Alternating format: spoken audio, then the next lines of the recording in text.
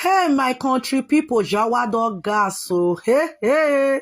Make una come see breaking bottles when it happen between Sophia Momodu and Chioma. Hey.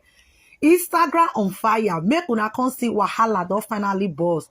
After Davido post this very video of him and Chioma when they do their white wedding. My people, me, I think say na only traditional marriage na Davido do with Chioma. Oh, I don't know say he ever do registry, ever do court marriage with Chioma. Hey. Chioma na really double assurance na Davido give you. You see, say matter dot time matter right now, my people. Now only Chioma na can't get husband though.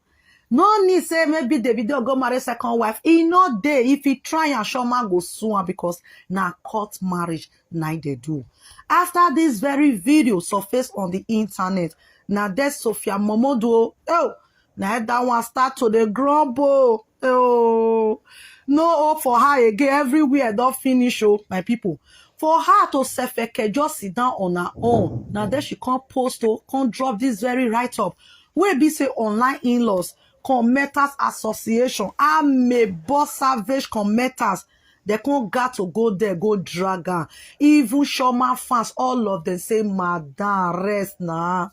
You definitely lose the battle. Chioma is our Chioma, the wife of Davido. Officially, not be only bride price, oh no, they name her for court. So if you need that, if he sue you, oh, my people, not be smart thing.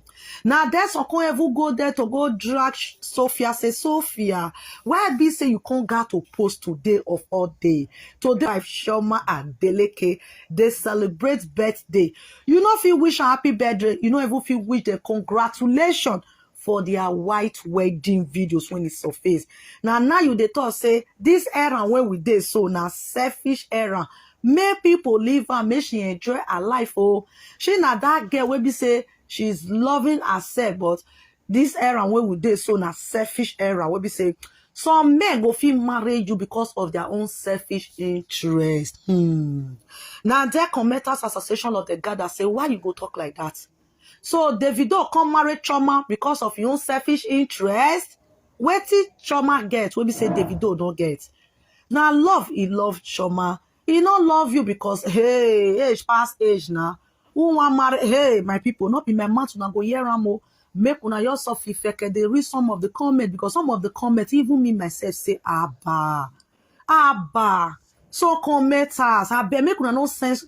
Sophia go depression room. Make una no send her go coma. Now so una do Judy toss into the extent that one come make fear. No, Sophia, make una pardon her. Now he still be Davido first baby mama. Oh. Now he born first child for Davido. That's why say not being boy according to the one I tell the reason about she. Now be the woman will be say born first. When we all know. So now Sophia now be mother of Imade. Make una still give her some respect. Make una see the way they take the dragon. They don't dig on to the extent. Sophia Momodu got to go private comment session so that commenters they don't go feel go there, go drop comments after the insult was really then too much. My people, not be only Sophia be first baby mama. We be say you go born for man, the man not marry you. They know they claim body put.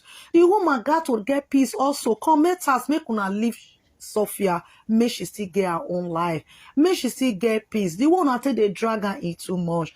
I know so I love Chioma. Chioma na woman we say Davido tossing love. Everybody got to support Davido because now where person want forget his happiness now that they look for. Whether he married Chioma because of selfish interest or he not marry her, but now only God know why he married Chioma. If he be say he really love him because the way the things they go, me if he says and say he love Chioma. If you not love Chioma, if you don't leave Chioma now. If that's some men we say not to love you, now selfish interest, maybe because you born boy for her. As if I delete come he goes off if come out for there. You go find another woman or you go meet Larissa London when still get second son. We be say na son now can be first. We still hear say second baby mama where they call Amada. Now boy is still welcome. They say now I don't born no, but they do on in low key. Now boy now he born.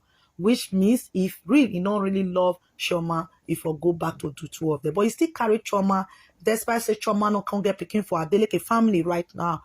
I just pray, may God Almighty still answer our prayer. Make it bless her with the fruit of the womb. Because we hear say get belle, we don't know whether not truth, whether not lie. Or till she carry and come tell us say she don't born. Now we all go join and celebrate that one.